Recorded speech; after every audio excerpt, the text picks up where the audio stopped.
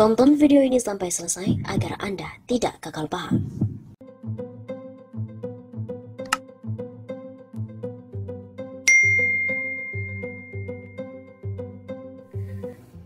Terungkap, ini adalah nama-nama Jenderal TNI dan juga pejabat BIN yang bermain di Papua. Menteri Koordinator Bidang Kemaritiman dan Investasi Menko Marves Luhut Binsar Panjaitan gerah saat disebut memiliki bagian dari perusahaan tambang di Blok Wabu, Papua. Diduga bukan hanya Luhut tapi sejumlah nama purnawirawan TNI serta pejabat Badan Intelijen Negara atau BIN juga disebut-sebut dalam lingkaran perusahaan tambang di Bumi Cendrawasih itu. Hal itu terkuak dalam laporan ekonomi politik penempatan militer di Papua, kasus Intan Jaya. Laporan tersebut merupakan hasil kajian yang diluncurkan oleh YLBHI, Walhi, Eksekutif Nasional, Pusat Bentala Rakyat, Walhi Papua, LBH Papua, Kontras, Jatam, Greenpeace Indonesia, dan juga Tren Asia. Mereka tergabung dalam gerakan Bersihkan Indonesia. Dalam sebuah laporan yang diunggah melalui situs Kontras, seperti dikutip dari redaksi suara.com Kamis 23 September, dijelaskan terdapat 4 perusahaan yang terkonsentrasi pada pertambangan yakni PT Freeport Indonesia atau IU Pertambangan, PT Bandina Kuratain, kemudian PT Nusapati Satria, dan PT Kota Bara Miratama. Luhut beserta TNI Polri terdeteksi terkoneksi dengan PT Freeport Indonesia dan PT Madinah Kuratain. Bukan hanya Luhut, namun dari hasil kajian itu juga terungkap ada 3 nama aparat yang diduga terhubung dengan PT MQ. Mereka adalah Purnawirawan Polisi Rudiat Tumpubolon selaku Komisaris PT MQ, Purnawirawan TNI Paulus Prananto, dan Purnawirawan TNI Luhut Binsar Panjaitan. Bahkan, Westwich Mining, pemegang saham MQ, menganggap bahwa kepemimpinan dan pengalaman Rudiat itu cukup berhasil menavigasi jalur menuju dimulainya operasi pertambangan. Demikian yang tertulis dalam kajian dari redaksi. Berdasarkan data Derwo River Gold Project, Westwich Mining membagi sejumlah 30% saham kepada PT Tobakomdel Mandiri, di mana presiden direkturnya adalah Purnawirawan TNI Paulus Prananto. Westwich Mining juga menyebut bahwa TDM bertanggung jawab terkait izin kehutanan dan terkait keamanan akses ke lokasi proyek.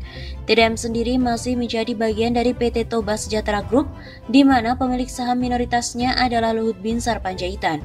2 purnawirawan TNI yang terkait dengan perusahaan MQ, Paulus Prananto dan juga LBP merupakan anggota tim relawan atau Bravo 5 pemenangan Joko Widodo pada 2014-2019.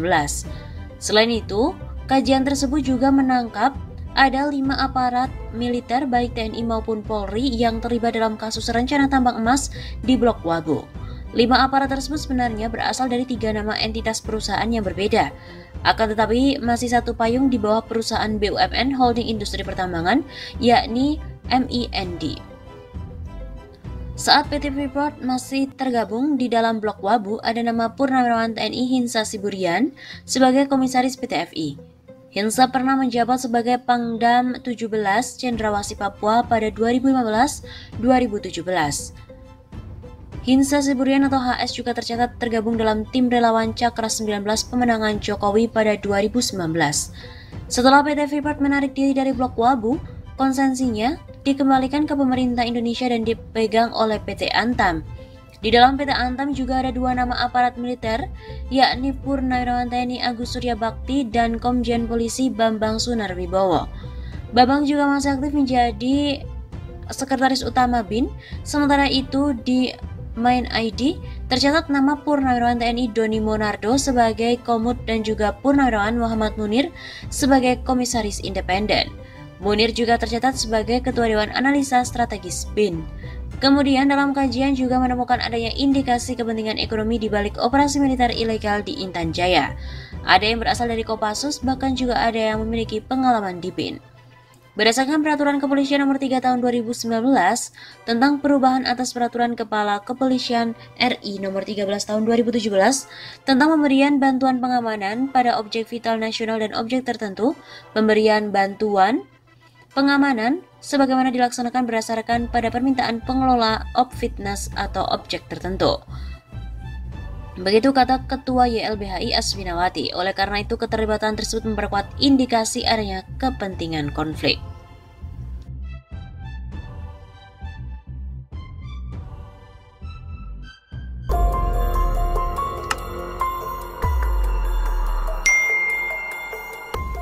Luhut berseteru dengan pengacara. Sekalian akan dibuka keterlibatan Luhut di Papua. Pengacara Haris Azhar, Nurholis Hidayat, menyayangkan laporan polisi yang dibuat oleh Menko Bidang Maritim dan Investasi Luhut bin Sarpanjaitan terhadap kliennya. Namun di sisi lain, laporan ini dianggap menjadi kesempatan untuk mengungkap jejak Luhut, untuk membuka seluas-luasnya data mengenai dugaan keterlibatan atau jejak dari LBP di Papua dalam blok Wabu. Kata Nurholis saat konferensi pers secara daring pada Rabu 22 September yang lalu. Sebelum laporan itu dibuat, kata Nurholis, Luhut juga tidak memberikan data yang valid untuk membantah kajian tentang keterlibatannya dalam bisnis tambang di Papua yang dipaparkan Haris di YouTube. Haris juga sudah mengundang Luhut pada 14 September lalu untuk membahas perkara ini, tetapi diabaikan. Jadi, kami buka saja dalam proses ini sehingga publik akan melihat siapa sesungguhnya sosok LBP. Dengan membuka, publik juga akan tahu jejak langkahnya dalam dugaan konflik bisnis tambang di Papua yang berdampak pada penderitaan rakyat Papua. Luhut Binsar melaporkan Haris Azhar dan juga koordinator Kontras Fathia Maulida ke Kepolisian Polda Metro Jaya. Keduanya disangka telah melakukan tindak pidana pencemaran nama baik, pemberitaan bohong, dan juga menyebarkan fitnah. Dugaan tindak pidana disebut terdapat dalam video berjudul Ada Lord Luhut di balik relasi ekonomi Ops Militer Intan Jaya. Jenderal Bin juga ada di akun YouTube Haris Azhar. Dalam video itu, Haris dan Fathia membahas hasil riset sejumlah organisasi seperti Kontras, Walhi, Jatam, YLBHI, Pusaka tentang bisnis para pejabat atau purnawirawan TNI Angkatan Darat di balik bisnis tambang emas atau rencana eksploitasi daerah blok Wabu di Intan Jaya, Papua. Salah satu yang diduga terlibat adalah PT Toba Komdel Mandiri, anak usaha Toba Sejahtera Group yang sahamnya dimiliki oleh Luhut. Luhut polisikan aktivis. LBH ikut mengomentari, mestinya cukup beri klarifikasi dan bukan tindakan represif. Direktur LBH Lembaga Bantuan Hukum Jakarta Arif Maulana menyinggung Menko Bidang Kemaritiman dan Investasi Luhut bin Sarpanjaitan yang melaporkan koordinator Kontras Fathia Maulida dan Direktur Lokataru Haris Azhar ke Polda Metro Jaya. Menurut Arif, semestinya Luhut cukup menyampaikan klarifikasi atas penyampaian riset yang dilakukan oleh Haris Azhar dan Fathia, tetapi yang terjadi malah bertindak secara represif. Arif mengatakan bahwa apa yang disampaikan oleh Haris Azhar dengan Fathia itu menjadi bagian dari kritik terhadap pejabat publik. Pun yang disampaikan keduanya itu berdasarkan riset atau penelitian. Apabila ada informasi berdasarkan kajian, maka semestinya direspon dengan cara yang setara, bukan malah dibalas dengan somasi atau bahkan pelaporan pada pihak yang berwajib. Kalau ada sebuah informasi yang berbasis kajian, mestinya direspon bukan dengan cara represif, bukan dengan cara somasi atau bahkan mengkriminalisasi seperti yang terjadi pada hari ini. Kata Arif dalam konferensi pers yang digelar secara virtual Rabu 22 September. Mestinya kemudian disampaikan klarifikasi, kalau itu tidak betul cukup klarifikasi saja. Dengan adanya klarifikasi itulah maka dialog antara kedua belah pihak bisa terciptakan, bukan malah yang ada melakukan ancaman baik melalui hukum pidana maupun hukum perdata. Karena itu Arif menyayangkan kalau Luhut pada akhirnya malah menyeret Haris Azhar dan Fathia ke jalur hukum. Jadi saya kira sangatlah tidak patut ketika kemudian informasi yang berbasis kajian akademik kemudian dijawab dengan kriminalisasi.